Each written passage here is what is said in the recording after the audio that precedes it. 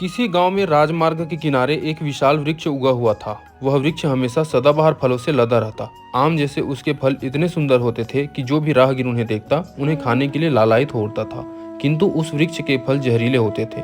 किसी ने कोई फल खा लिया तो समझो गया काम से। फल खाते ही या तो वह बेहोश हो जाता था या फिर मर जाता था। उस गांव के निवासी इस रहस्य को जानते थे, इसलिए वे उन फलों को छूते भी नहीं थे। पर मार्ग से गुजरने वाले राहगीरों को इस बात का पता नहीं था, इसलिए वे उन फलों के आकर्षण में फंस जाते और बेहोश हो जाते। ऐसे राहगीरों में कई लोग तो उन फलों को खाकर अपनी जान से भी हाथ धो बैठे थे। उस गांव में कुछ चोर उचक्के भी रहते थे। वे संख्या में 4 थे। चारों आपस में मित्र थे। उनका काम चोरी चकारी करना था। उन लोगों को जहरीले फलों के बारे में मालूम हुआ तो उनकी बाँछें खिल गईं।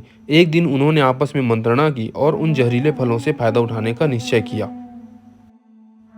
तब से वे प्रतिदिन उस वृक्ष के समीप ही कहीं किसी झाड़ी या शिलाखंड के पीछे छिपकर बैठ जाते और मार्ग में आने जाने वालों पर नजर रखते। जैसे ही कोई राहगीर उस वृक्ष के फल खाकर बेहोश होता, वे लोग तुरंत उसके पास पहुंच जाते और उस बेहोश व्यक्ति के पास जो भी धन मिलता उसे लूटकर 9-2-11 हो जाते। बेचारा पथिक बेहोश होने के कारण विरोध भी नहीं कर पाता।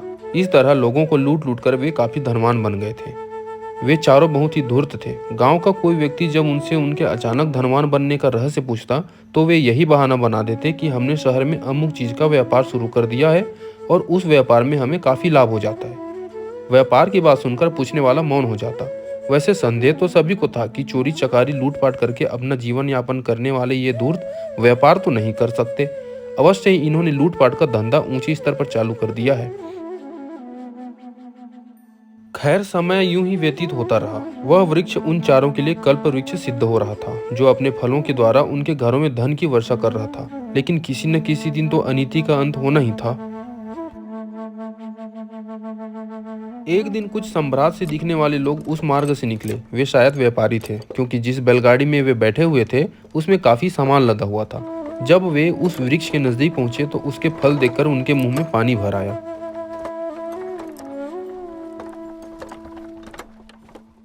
उन्होंने बैलगाड़ी खड़ी की। 2 व्यक्ति उसमें से उतरे और वृक्ष पर चढ़ गए। उन्होंने वृक्ष से फल तोड़ तोड़कर नीचे गिराने आरंभ कर दिए। नीचे खड़े 2 व्यक्ति उन्हें इकट्ठे करने लगे। इस तरह उन्होंने काफी फल इकट्ठे कर लिए। शिलाखंड के पीछे बैठे उन बदमाशों ने जब यह दृश्य देखा तो वे बहुत खुश हुए। अब आएगा मजा। उनमें से एक फुसफुसाया, हाँ, कुछ ही देर में यह फलों को खाना शुरू करेंगे और जल्दी ही बेहोश हो जाएंगे। तब गाड़ी में लदा सारा सामान हम लूट लेंगे। दूसरा बोला। लेकिन इन्होंने यहाँ फल न खाए तो? तीसरे ने आशंका व्यक्त की। तो क्या हुआ, यह नहीं तो कुछ आगे चलकर खाएंगे। चौथा बोला। हम इनका पीछा करेंगे। वैसे जिस तरह की ललचाई दृष्टि से ये फलों को देख रहे हैं, उससे तो यही लगता है कि यह लोग और अधिक प्रतीक्षा नहीं करने वाले।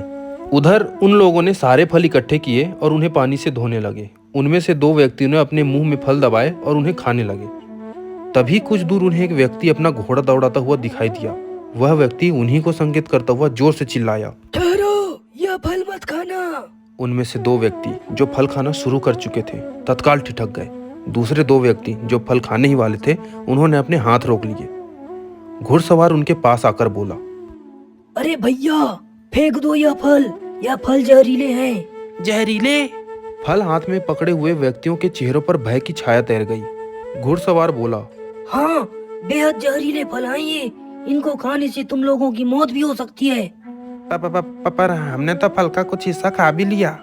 उन दोनों व्यक्तियों में एक, जिसने फल का कुछ हिस्सा चबाकर निगल लिया था, हकला कर कहा, सत्यानाश! अरे जल्दी से उगलो। वैसे न उगल सको तो मुंह में उंगली डालकर उल्टी करो। इन फलों का कुछ भी अंश पेट में नहीं पहुंचना चाहिए। दोनों ने जबरन उल्टी करनी चाहिए, किंतु उल्टी न हुई। तभी एक अन्य बैलगाड़ी भी वहां पहुंच गई। उसमें से एक वृद्ध व्यक्ति नीचे उतरा और लपक कर उन लोगों के पास पहुंच गया। वह दोनों बैलगाड़ियों में लदे सामान का स्वामी था। क्या हुआ? कुछ अनिष्ट तो नहीं हुआ? उसने चिंतातुर स्वर में पूछा। इन्होंने, घुड़सवार दोनों व्यक्तियों की ओर संकेत करके बोला, मेरे यहाँ पहुँचने से पहले फलों का थोड़ा थोड़ा अंश खा लिया था। मैंने वमन द्वारा उसे बाहर निकालने के लिए कहा, लेकिन इन्हें उल्टी ही नहीं हो रही है।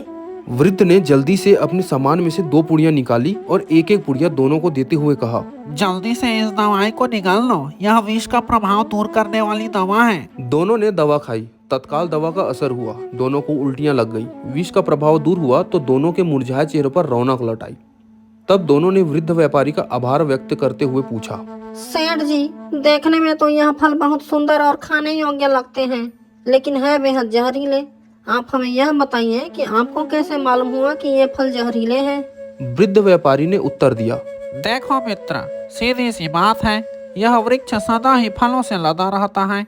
यह बात यहाँ के गांव वाले भी जानते होंगे। बेशक जानते होंगे।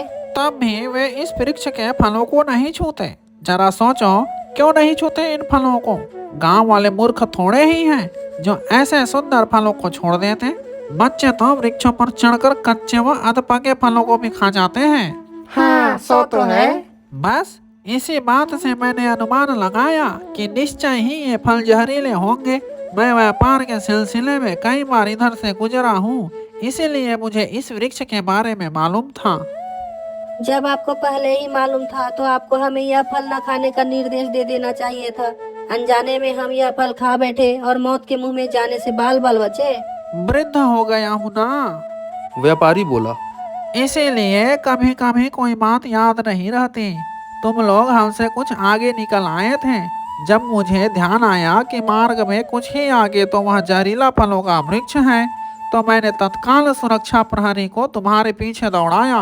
ईश्वर का लाख लाख शुक्र है कि उसकी कृपा से मैं तुम्हारी जान बचाने में सफल हो गया। सेठ जी, तब तो ऐसे वृक्ष को काट ही देना चाहिए, क्योंकि हमारी तरह कोई अन्य व्यक्ति भी इन फलों के लालच में पड़कर इन्हें खा सकता है। ठीक कहते हो तुम। अब हम इस वृक्ष को समूल नष्ट करके ही आगे बढ़ेंगे। जनहित में यही ठीक होगा। तब वृद्ध व्यापारी के निर्देश पर सबने मिलकर उस वृक्ष को काट डाला। फिर वे अपने गाड़ियों में बैठकर अपने गंतव्य की ओर चल पड़े।